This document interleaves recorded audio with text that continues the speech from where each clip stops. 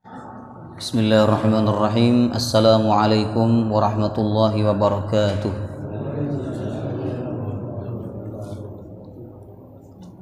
Alhamdulillahi rabbil alamin. Nahmaduhu wa nasta'inuhu wa nastaghfiruh.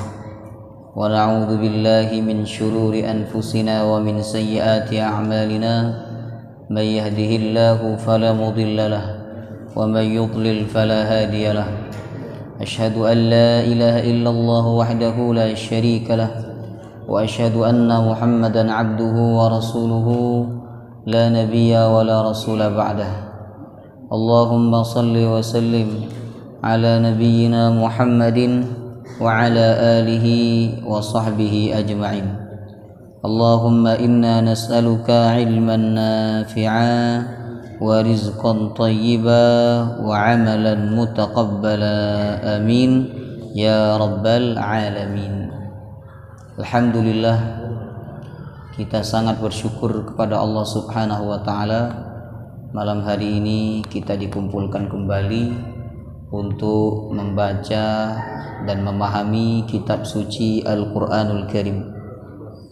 Semoga dengan kita membaca dan memahami kitab suci Al-Quran, kita dipilih oleh Allah min ahlil Quran. Amin ya rabbal alamin.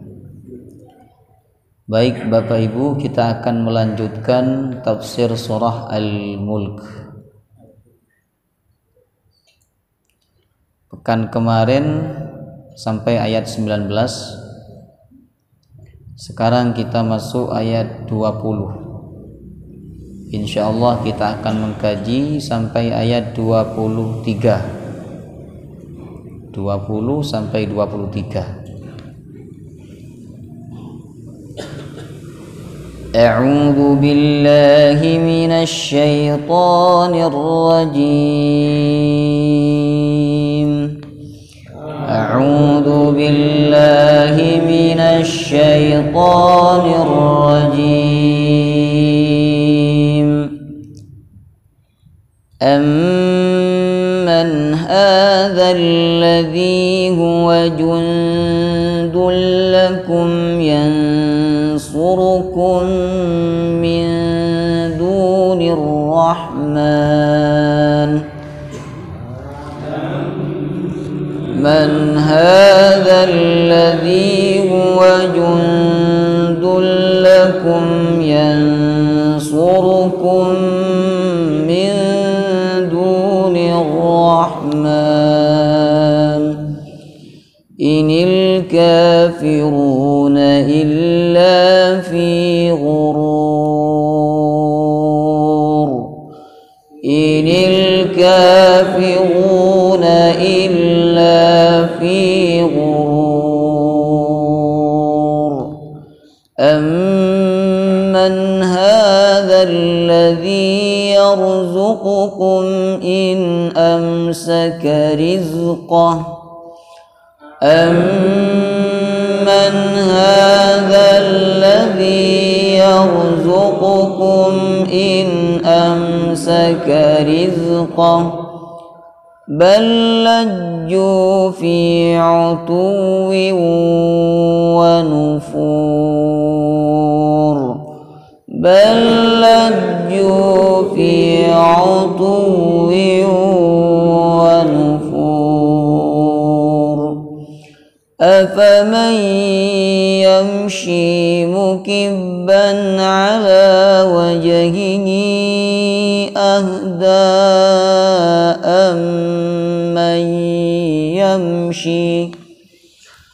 أفمن يمشي مكبا على وجهه أهدى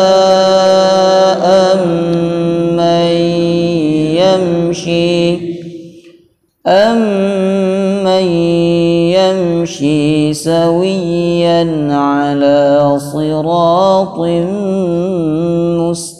مستقيم أمن يمشي سويا على صراط مستقيم Qul huwallazi ansha'akum wa ja'ala lakumus sam'a wal absara wal af'idah. Qul huwallazi ansha'akum wa ja'ala lakumus sam'a wal absara wal af'idah. Qalilan ma tashkurun.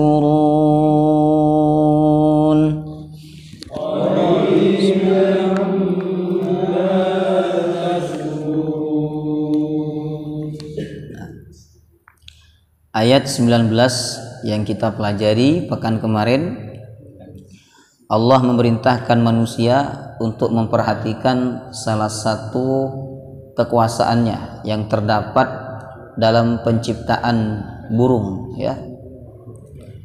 Allah menyatakan awalam yarau ila thairi fawqahum saffati wa yaqbidun. Tidakkah mereka memperhatikan kepada burung yang ada di atas mereka terbang, saffatin mengembangkan sayapnya, wa yaqbidun dan menutup sayapnya. Kemudian Allah mengingatkan tentang kebesarannya dalam terbangnya burung di udara. Kata Allah, ma yumsikuhunna illa rahman. Tidak ada yang menahan burung itu sehingga dia tidak jatuh kecuali Allah yang Maha Rahman. Innahu bikulli syai'in basir. Sesungguhnya dia Maha melihat terhadap segala sesuatu. Nah, kemudian di ayat 20 ini masih berbicara tentang kekuasaan Allah yang lebih mendalam lagi. Nah, supaya manusia tersentuh dan masuk ke dalam hatinya, nah maka Allah membuka dengan pertanyaan. Amman hadzal ladzi huwa jundul lakum yansurukum min dunir rahman. Nah, siapakah yang dia menjadi tentara bagi kalian, yang mana tentara itu dapat menolong kalian, min dunir rahman, selain Allah yang Maha Rahman. Maksudnya, siapakah di antara tentara-tentara yang dapat menolong kalian selain Allah apabila Allah menurunkan azab atau musibah kepada kalian? Nah, di dalam ayat ini Allah Subhanahu wa taala menyebut tentara, Bapak Ibu, atau pasukan, ya. Kalau jundun itu pasukan besar, kalau pasukan kecil bahasa Arabnya junaidun. Ada orang namanya Junaidi. Itu artinya pasukan kecil. Ya, pasukan kecilku Junaidi, ya. Kalau jundun pasukan besar, ya. Nah, Allah menyebut pasukan atau tentara karena biasanya manusia itu tertolong dan merasa kuat ketika dia memiliki pasukan atau tentara. Padahal kata Allah, tentara-tentara itu atau pasukan-pasukan itu tidak akan dapat menolong dia jika Allah menimpakan azab atau musibah kepada dia. Nah, subhanallah. Allah menggambarkan bahwa manusia itu ketika memiliki tentara atau pasukan, Bapak Ibu, banyak di antara mereka yang tertipu sehingga mereka merasa kuat, ya. Bahkan ada yang lebih daripada itu, merasa dirinya sebagai Tuhan, seperti Firaun. Firaun itu kan mengaku sebagai Tuhan karena dia banyak pasukannya, banyak tentaranya yang siap membela dia, siap berjuang mati demi dia. Nah, dan pasukannya itu tunduk di hadapan dia. Apapun yang dia inginkan, pasukan akan melakukannya. Sehingga dia menganggap dirinya berkuasa, bahkan menganggap dirinya sebagai Tuhan. Nah, padahal Allah menyatakan di dalam ayat ini, amman hadzal ladzi huwa jundul lakum yansurukum min dunir rahman. Siapa yang dapat menolong di antara pasukan-pasukan kalian itu, ketika Allah menurunkan musibah atau azab. Nah, ketika Allah menurunkan azab kepada Fir'aun, adakah di antara pasukannya yang dapat menolong Fir'aun? Tidak ada, jemaah rahimakumullah. Ketika Allah menenggelamkan Fir'aun, ribuan bahkan ratusan ribu pasukan Fir'aun, tidak ada satu pun di antara mereka yang dapat menyelamatkan Fir'aun. Nah, maka Allah bertanya di dalam ayat ini, amman hadzal ladzi huwa jundul lakum yansurukum min dunir rahman. Jadi kalau Allah tidak ingin menolong, maka tidak ada seorang pun yang bisa menolong orang itu. Kalau Allah ingin menolong, maka tidak ada seorang pun yang bisa mengalahkan orang itu. Jemaah rahimakumullah. Kisah lain di mana dia tidak bisa tertolong tanpa Allah dengan pasukan-pasukannya, yaitu kisah hancurnya Raja Abrahah yang datang dari negeri Yaman untuk menghancurkan Ka'bah dan menyerang orang-orang Mekah. Saat itu dia dan pasukannya membawa gajah, sehingga Allah menyebut mereka dengan ashabul fil, tentara-tentara bergajah. Tapi apa yang terjadi jemaah rahimakumullah? Ya. Ketika Allah ingin membinasakan mereka, gajah-gajah mereka, pasukan-pasukan Raja Abraha, tidak ada satupun yang dapat terselamatkan, tidak ada satupun yang dapat menolong Raja Abraha. Allah cukup mengirimkan apa? Thayran ababil. Apa nama burungnya? Itu bukan nama burung, ababil. Ababil itu artinya kelompok, kloter. Jadi burungnya datang satu kloter datang, satu kloter datang. Makanya disebut dengan thayran ababil, burung yang datang berkelompok-kelompok. Burungnya kecil berwarna hitam. Ya. Yang jelas waktu itu kakek Nabi yang bernama Abdul Muttalib saja tidak tahu apa nama burungnya, maka kita nggak boleh sok tahu. Kita nggak boleh berkata oh paling burung Walid, ya, enggak. Ya. Nah, maka burung itu sangat kecil dan masing-masing burung membawa batu yang ukurannya seperti kacang. Ya. Jadi satu batu digigit di mulutnya, kemudian dua batu burung itu pegang dengan kakinya, jemaah rahimakumullah. Kemudian batu itu dijatuhkan kepada mereka sehingga mereka ka'asfim ma'kul, seperti daun yang dimakan oleh ulat kering. Jemaah rahimakumullah. Secara logika nggak mungkin burung sekecil itu dan batu sekecil itu bisa membunuh manusia. Tetapi yang membunuh, yang membinasakan Raja Abraha dan tentaranya bukanlah burung itu, bukanlah batu-batu itu, tetapi yang membinasakan mereka adalah Allah Subhanahu wa ta'ala. Jadi kalau Allah ingin membinasakan suatu kaum, ingin membinasakan suatu manusia, maka tidak ada seorang pun yang dapat menolong dia sekalipun tentaranya banyak. Ya. Tetapi jika Allah ingin menolong seseorang, maka tidak ada seorang pun yang dapat mengalahkan dia walaupun dia tidak punya tentara. Jemaah rahimakumullah. Ya. Allah mengatakan dalam surah Ali Imran ayat 160, Iyansurkumullahu fala ghaliba lakum. Apabila Allah menolong kalian, fala ghaliba lakum, maka tidak ada yang dapat mengalahkan kalian. Ya. Tetapi wa iyakhdzulkum faman dzalladzi yansurukum min ba'dih. Apabila Allah ingin mengalahkan kalian, ingin menghinakan kalian, ingin menjatuhkan kalian, tidak ada seorang pun yang dapat menolong kalian kecuali Allah. Maka di ujung ayat Allah mengingatkan wa 'alallahi falyatawakkalul mu'minun. Dan hendaklah kepada Allah orang-orang beriman itu bersandar, bertawakal. Jangan bersandar kepada tentara. Karena tentara tidak bisa menolong kalau Allah menurunkan azab.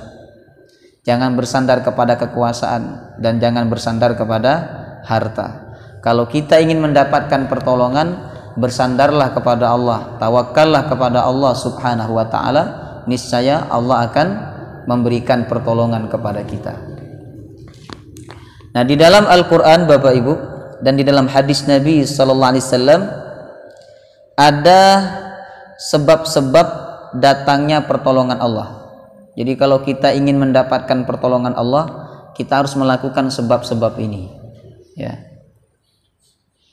Yang pertama, kalau kita ingin mendapatkan pertolongan Allah, sebab yang harus kita lakukan adalah salat dan sabar. Salat dan sabar. Ini disebutkan oleh Allah di dalam surah Al-Baqarah 153. Ya ayyuhalladzina amanu ista'inu bis sabri was salah. Wahai orang yang beriman, raihlah pertolongan Allah bis sabri dengan sabar, wassalah dan salat. Nah, jadi kalau panjenengan punya masalah besar, punya kesulitan, cara menyelesaikan pertama itu dengan salat. Itu cara orang beriman menyelesaikan masalah. Baru nanti menggunakan cara-cara yang lain. Jangan sampai kita sibuk dengan cara-cara yang sesuai akal kita, lalu kita lupa untuk menggunakan salat sebagai cara yang paling utama untuk menyelesaikan permasalahan kita. Gelar sajadah, sujud kepada Allah, minta tolong kepada Allah. Karena Nabi sallallahu alaihi wasallam ketika beliau ditimpa urusan yang sulit, yang susah, yang beliau lakukan adalah salat. Yakni salat apa namanya? Salat hajat. Panjenengan kalau salat hajat itu tidak harus malam hari. Pagi, siang, sore, ya, malam, subuh bisa, jemaah rahimakumullah. Jadi kalau kita punya masalah, ingin dapat penyelesaian langsung dari Allah, maka selesaikan masalah itu pertama dengan salat dan sabar, ya. Kemudian yang kedua, sebab datangnya pertolongan Allah adalah ketika kita menolong agama Allah. Kalau kita menolong agama Allah, Allah akan memberikan pertolongan kepada kita. Dalilnya ada di dalam surah Muhammad ayat nomor 7. Ya ayyuhalladzina amanu in tansurullah yansurkum wa yutsabbits aqdamakum. Wahai orang beriman, jika kalian menolong agama Allah, Allah pasti menolong kalian. Ya, kita kalau berjuang ikhlas tulus untuk memperjuangkan agama Allah, Bapak Ibu, pasti ditolong oleh Allah. Pasti ditolong. Allah tidak akan meninggalkan orang yang menolong agamanya. Gak akan ditinggalkan oleh Allah. Allah sudah mengatakan ini kepada Nabi Muhammad, wadduha wal laili idza saja ma wadda'aka rabbuka wa ma qala. Ma wadda'aka rabbuka wa ma qala. Tuhanmu tidak akan meninggalkanmu wahai Muhammad dan tidak akan mengucilkanmu. Ya. Kemudian yang ketiga, kalau kita ingin mendapatkan pertolongan Allah, sikap ketiga yang harus kita lakukan adalah menolong orang lain. Menolong orang lain. Hadisnya sahih, riwayat Imam Ibnu Hibban. Wallahu fi aunil abdi ma damal abdu fi auni akhihi. Allah itu selalu menolong hambanya selama hambanya itu menolong orang lain. Jadi gampang kalau kita pengen dapat pertolongan dari Allah, kuncinya adalah ada orang butuh pertolongan, kita tolong dia. Ada orang butuh bantuan, kita bantu dia. Kita permudah urusan orang lain, Allah akan mempermudah urusan kita. Enggak usah diminta kepada Allah, Allah akan melihat dan Allah akan membalas, jemaah rahimakumullah. Panjenengan pasti sudah pernah merasakan, ya, membantu orang, nolong orang, memudahkan urusan orang lain. Ternyata di kemudian hari panjenengan dimudahkan oleh Allah urusannya. Oh, panjenengan bantu anaknya orang, dibantu. Nah, ternyata anaknya panjenengan yang jauh di sana, Allah gerakkan hati orang lain untuk membantu anaknya panjenengan. Nah, subhanallah. Jadi kalau kita ingin mendapatkan pertolongan dari Allah, kita harus suka menolong orang lain. Nah, maka jemaah rahimakumullah, bersandar kepada Allah, tawakal kepada Allah, karena hanya Allah yang bisa memberikan pertolongan kepada kita, ya. Jangan bersandar kepada tentara, jangan bersandar kepada pasukan, jangan bersandar kepada harta, jangan bersandar kepada kekuasaan. Karena semuanya tidak ada artinya, tidak ada gunanya ketika Allah tidak memberikan pertolongan kepada kita. Kemudian Allah berfirman. Nah, subhanallah, ini menarik Bapak Ibu. Menariknya surah Al-Mulk ini kan berbicara tentang kekuasaan, ya. Jadi seringkali Allah menyebut kekuasaan di dalam surah ini. Tetapi nama yang sering disebut oleh Allah di dalam surah Al-Mulk ini nama apa? Ar-Rahman. Coba panjenengan perhatikan dari awal, ya. Ar-Rahman ini kurang lebih ada 4 kali disebut oleh Allah. Pertama di ayat nomor 3. Alladzi khalaqa sab'a samawatin tibaqa ma tara fi khalqir rahmani min tafawut. Ini nomor 1.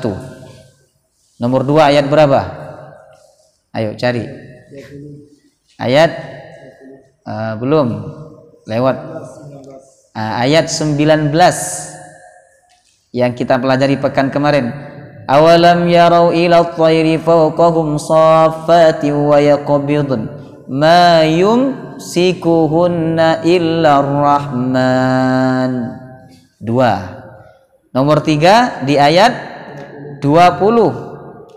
Amman hadzal ladzi huwa jundul lakum yansurukum min dunir rahman.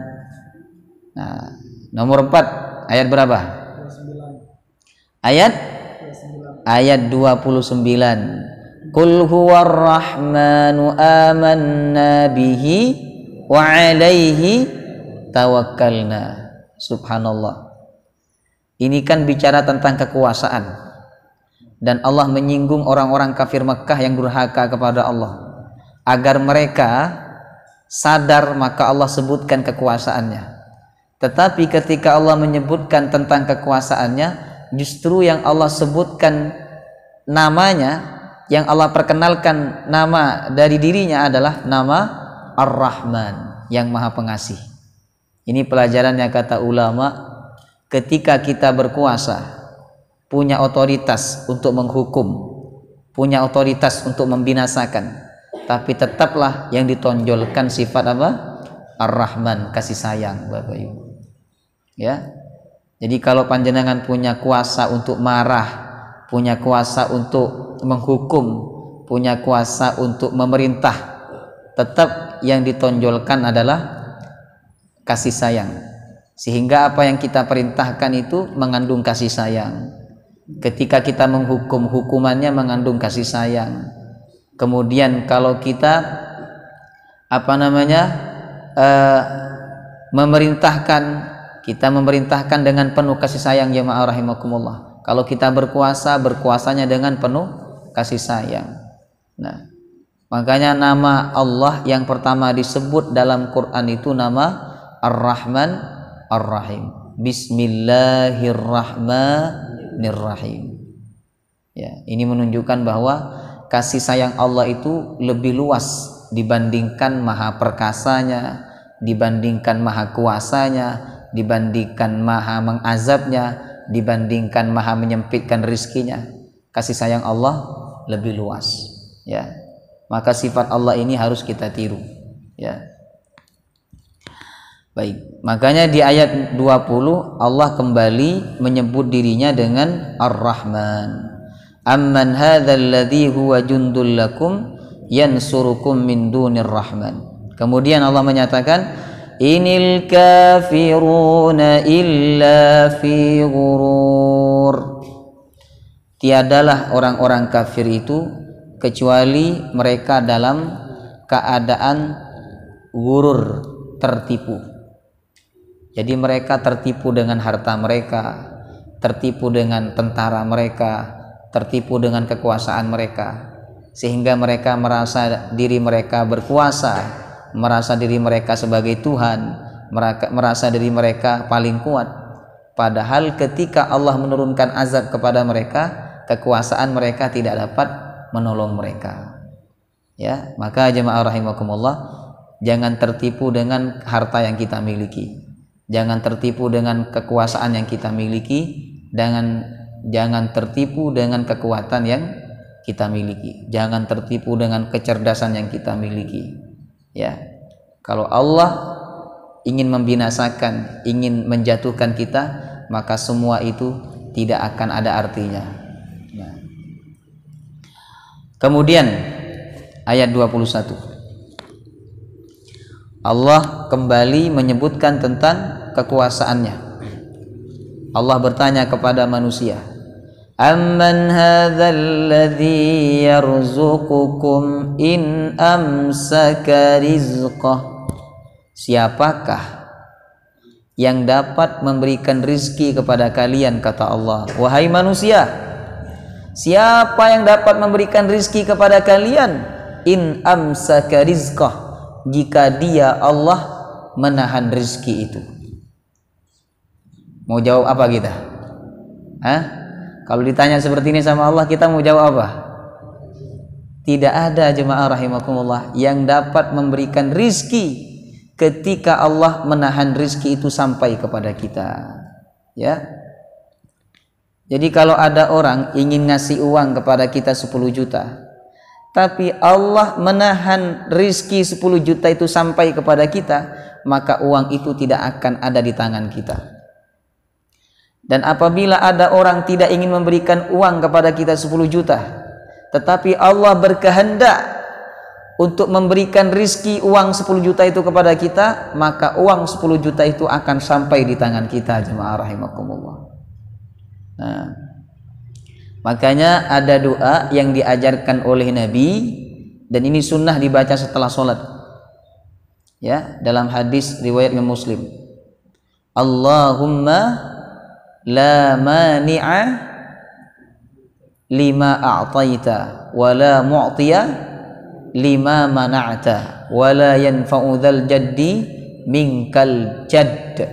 Sunnah dibaca setelah sholat. Ini bagian daripada zikir sholat. Nah, zikir sholat itu sebenarnya banyak, bervariasi ya, lalu digabung oleh ulama menjadi satu.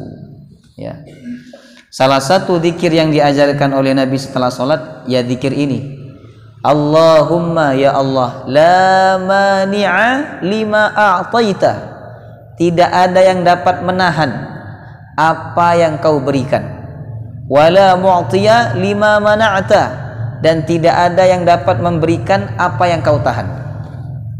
Ya, ini akidah, jemaah rahimakumullah. Ini keyakinan kita kepada Allah.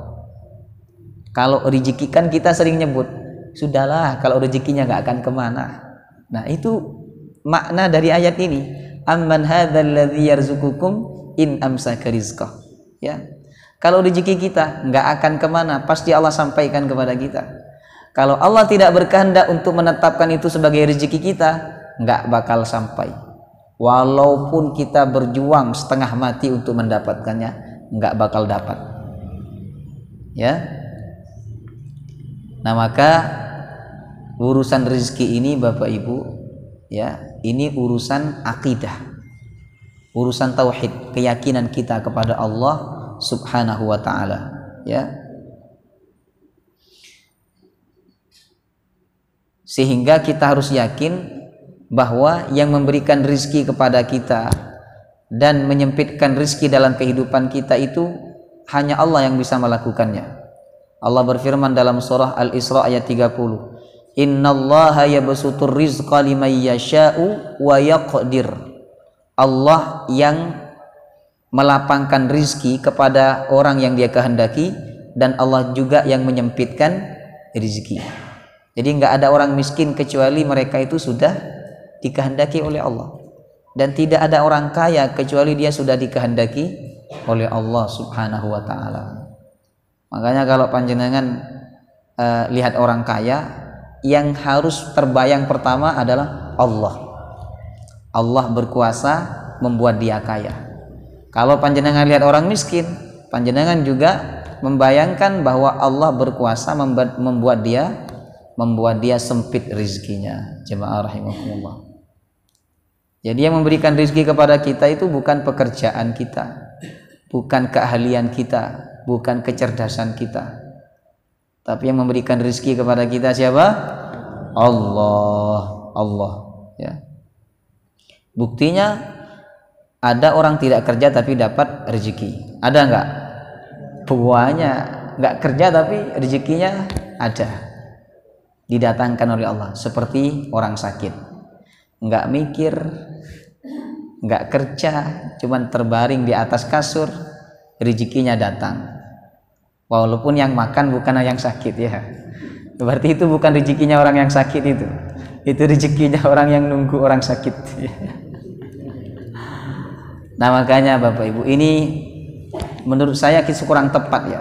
Ketika panjenengan menjenguk orang sakit itu harusnya bukan bawa buah, bukan bawa makanan, tapi bawa amplop, ada uangnya, bukan amplop saja ya. Itu lebih bermanfaat. Karena panjenengan bawa makanan apa, nah itu yang makan bukan yang sakit ya. Yang sakit itu udah nggak enak makan. Kadang saya heran sama manusia ini, sakit dibelikan makanan kan, tapi ketika sehat nggak ditawari. Jangankan dibelikan, ditawari aja nggak ya. Itulah manusia ya. Jadi kalau Allah tidak berkehendak memberikan rizki kepada seorang, walaupun dia bekerja nggak akan dapat rizki. Dan kalau Allah berkehendak memberikan rizki kepada seseorang, walaupun dia tidak bekerja, Allah akan berikan rizki. Makanya Imam Syafi'i dan Imam Malik itu pernah berdebat. Ini guru dengan murid berdebat. Kata Imam Malik, manusia bisa dapat rizki tanpa bekerja. Kata Imam Syafi'i, oh nggak bisa. Manusia nggak bisa dapat rizki kalau dia nggak ikhtiar, kalau dia tidak berusaha. Akhirnya Imam Syafi'i keluar ingin membuktikan kepada Imam Malik bahwa rizki itu bisa didapat dengan bekerja. Dia keluar, ketika dia keluar jemaah rahimakumullah, beliau melihat ada orang yang sedang panen kurma. Kemudian beliau minta izin untuk ikut bekerja dan nanti diupah dengan buah kurma itu. Setelah selesai bantu bekerja memanen buah kurma, setelah itu sama yang punya kebun kurma Imam Syafi'i dikasih satu keranjang. Nah, Imam Syafi'i ingin membuktikan kepada Imam Malik bahwa rezeki itu bisa didapat hanya dengan bekerja. Akhirnya beliau membawa satu keranjang kurma itu kepada Imam Malik. Dibawa. Kemudian ditunjukkan kepada Imam Malik. Wahai guru, wahai imam, ini saya dapat satu keranjang kurma, bukan duduk, bukan nyantai, bukan menunggu. Saya dapat dari tadi kerja bantu orang-orang yang sedang panen buah kurmanya. Ini setengah saya kasihkan kepada Anda wahai guru. Kata Imam Malik, alhamdulillah, saya tidak kerja tapi dapat buah kurma. Subhanallah. Jadi Imam Syafi'i kemudian diam ya. Nah, artinya jemaah rahimakumullah, yang kerja dan yang tidak kerja itu sama-sama dapat rezeki. Jadi kerja itu sebenarnya bukan masalah kita ingin mendapatkan rezeki, betul. Tapi kerja itu bagian daripada takwa kepada Allah. Karena Allah memerintahkan kita bekerja, maka kita berangkat kerja. Nah, ketika kita berangkat kerja karena ingin menjalankan perintah Allah, berarti apa yang kita lakukan itu mengandung unsur takwa kepada Allah. Baik kita dapat rezeki atau tidak, dapat uang atau tidak, intinya kerja dapat pahala dari Allah. Nah, itu hakikat daripada bekerja. Nah, maka jemaah rahimakumullah, nasib rizki kita bukan ada di tangan perusahaan, bukan ada di tangan bos, tapi nasib rezeki kita ada di tangan Allah Subhanahu wa ta'ala. Makanya Allah bertanya di dalam ayat ini, amman hadzal ladzi yarzuqukum in amsaka rizqah. Siapakah yang dapat memberikan rizki kepada kalian? In amsaka rizqah, jika dia Allah menahan rizki itu. Dan siapakah yang dapat menahan rizki untuk kalian jika Allah memberikan rizki itu kepada kalian, ya. Makanya kalau pengen rizki, pertama datang minta kepada yang punya rizki, yaitu Allah. Nabi mengajarkan kepada kita doa minta 3 perkara. Minta ilmu yang bermanfaat, minta rezeki, sama minta amal yang diterima. Allahumma inni as'aluka ilman nafi'a wa rizqan thayyiba wa amalan mutaqabbala. Minta rezeki itu boleh, jemaah rahimakumullah. Bahkan Nabi mengajarkan kita doa untuk minta rezeki. Dan kalau minta rezeki kepada Allah, minta yang banyak. Karena Allah itu Dzul Fadlil Azim, memiliki karunia yang banyak. Karunia Allah itu digambarkan dalam hadis. Seandainya manusia berkumpul, semua makhluk berkumpul untuk meminta hajatnya, untuk meminta keinginannya kepada Allah, lalu Allah kabulkan semua keinginan mereka. Apa kata Allah? Tidaklah berkurang karuniaku kecuali seperti jarum yang dicelupkan ke samudera. Air yang menempel di jarum itulah ibarat karunia yang aku berikan kepada mereka. Sedangkan samudera itu sisanya, kata Allah. Jadi sisanya lebih banyak dibandingkan yang diberikan oleh Allah. Makanya kalau kita minta kepada Allah, minta yang banyak. Jangan setengah-setengah, ya Allah minta untuk hari ini aja ya Rabb, nggak apa-apa, besok cari lagi. Minta yang banyak kepada Allah, ya. Ibarat panjenengan kalau minta sumbangan ke orang kaya, yo jangan minta 10.000. Mintanya berapa? Ini berapa Pak sumbangan untuk masjid? Oh ini sumbangan untuk masjid minimal 10 juta. Ngoten. Kalau orang kaya. Kalau orang miskin, orang yang pas-pasan, baru panjenengan gak usah target. Tapi orang kaya itu harus ditarget. Target berapa? 10 juta. Ya, tahun depan datang lagi nggak dibukakan pintu panjenengan. Ya. Udah habis uangnya, jemaah rahimakumullah. Maka Allah bertanya di dalam ayat ini, amman hadzal ladzi yarzuqukum in amsaka rizqa. Kemudian balajju fi utuwi wa nufur. Bahkan mereka orang-orang kafir itu terus-menerus dalam kesombongan wa nufur, dan menjauhkan diri dari Allah Subhanahu wa taala, ya. Mereka sombong dengan harta mereka, mereka sombong dengan kedudukan mereka, padahal yang memberikan harta kepada mereka Allah, ya. Makanya di ujung ayat ini Allah menyinggung balajju fi utuwi wa nufur. Kemudian أَفَمَنْ يَمْشِي مُكِبًّا عَلَى وَجْهِهِ أَهْدَى أَمَّنْ يَمْشِي سَوِيًّا عَلَى صِرَاطٍ مُسْتَقِيمٍ. Kata Allah, apakah orang yang berjalan mukibban, tertelungkup, apa bahasa Jawanya? Gini, tertelungkup ini. Jadi kepalanya di bawah, kakinya di atas.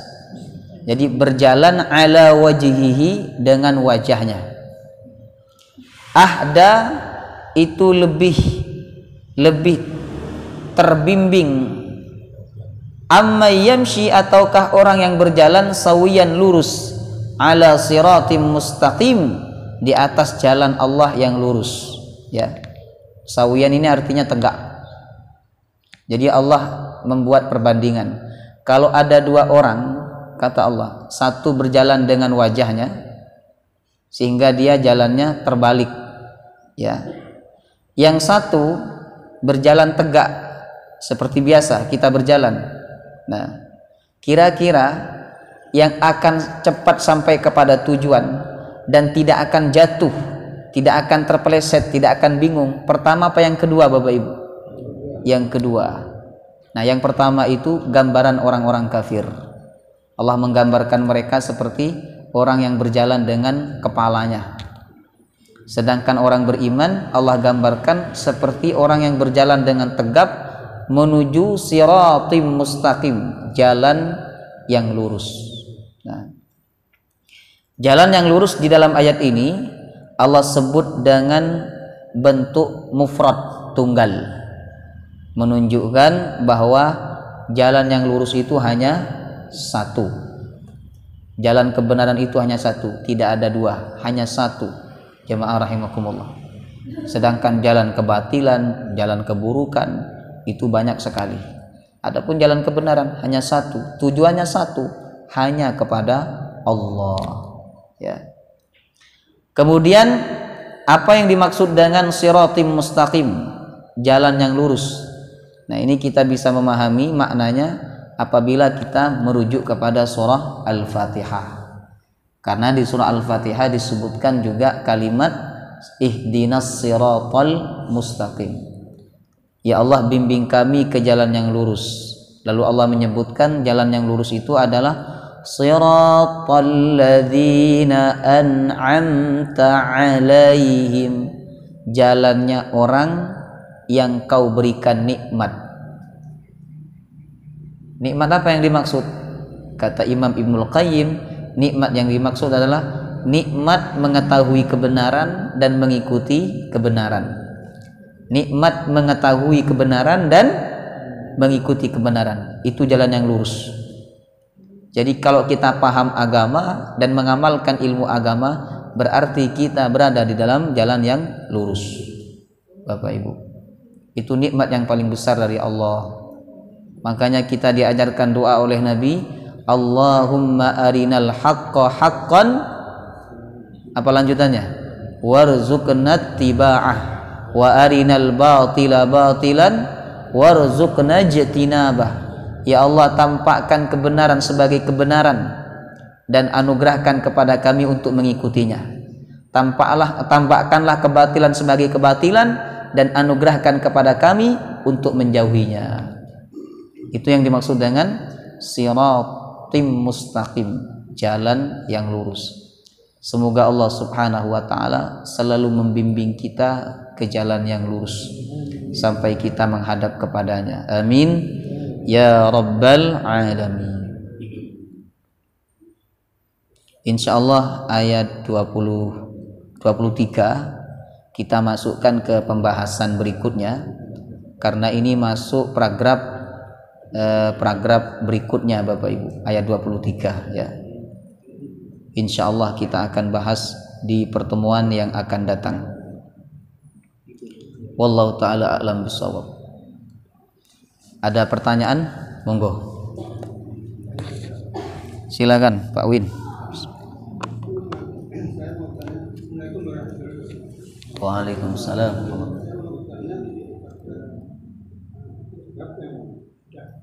Sudah lewat.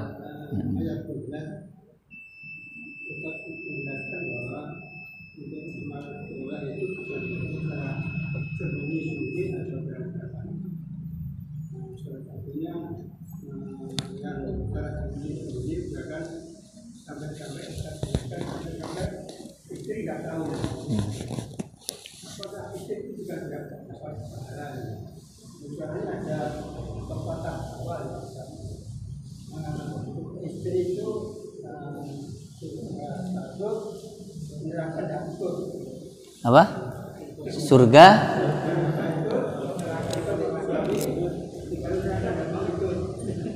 Surga ikut, neraka?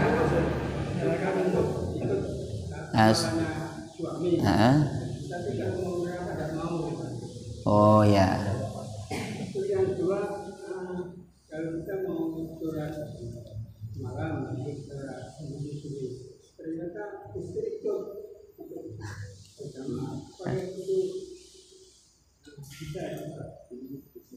Baik.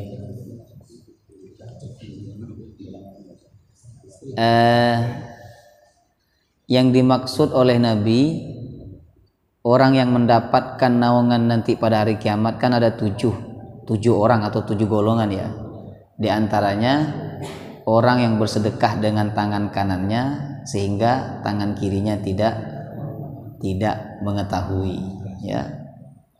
Tangan kiri itu yang paling dekat dengan tangan kanan, jemaah rahimakumullah. Artinya orang yang dekat dengan dia, ya, tidak tahu kalau dia bersedekah.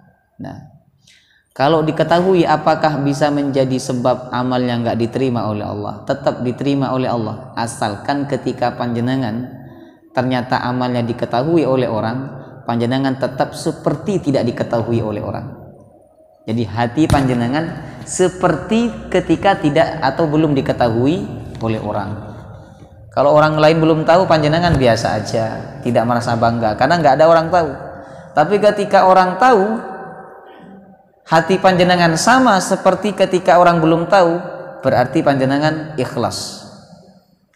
Namun ketika hati panjenengan berubah ketika orang lain tahu, berubah apa? Bangga. Nah, jadi udah beda hatinya, bangga, merasa terhormat dan sebagainya. Nah, inilah akan merusak amal, jemaah rahimakumullah. Nah, sekarang kalau istri tahu, nah, boleh saja istri kita tahu amal yang kita sembunyikan, boleh saja. Nah, panjenengan pesan sama istri, wahai istriku, aku cinta kamu karena Allah, aku sayang kamu karena Allah. Wahai istriku, aku minta tolong kepada kamu, tolong sembunyikan sholat tahajudku, tolong jangan kau ceritakan tentang sedekahku, tolong jangan kau ceritakan tentang bacaan Qur'anku. Nah, pesan seperti itu sama istri. Kadang yang suka cerita-cerita ini kan perempuan, suaminya nggak cerita tapi perempuan istrinya cerita, maka pesan sama istrinya, ngoten. Nah, jadi tolong kalau saya sedekah jangan diceritakan gitu, apalagi sedekahnya banyak. Nah, sekarang kan orang kebalik, kalau sedekah sedikit jangan diceritakan, malu sama tetangga. Tapi kalau sedekahnya banyak, ceritakanlah, jadikanlah postingan. Nah, itu bermasalah, jemaah rahimakumullah. Wallahu ta'ala alam. Ada pertanyaan lagi? Silakan. Waalaikumsalam.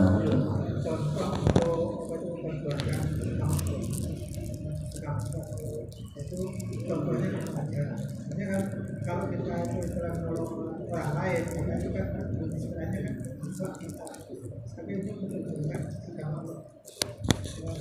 Contoh memperjuangkan agama Allah. Contohnya, panjenengan punya uang 100 juta, sumbangkan ke masjid untuk pembangunan masjid. Nah, itu namanya memperjuangkan agama Allah. Contohnya lagi apa? Panjenengan membiayai pendidikan Islam, terlaksananya dakwah, ya. Misalnya panjenengan menjadi inisiator dan donatur untuk terlaksananya dakwah Islam, itu juga bagian daripada memperjuangkan agama Allah.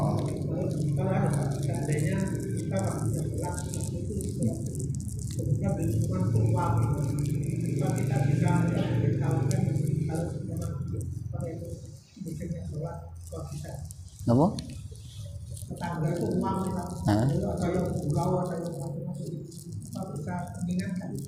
Oh ya, waktunya sholat tapi tetangga ramai.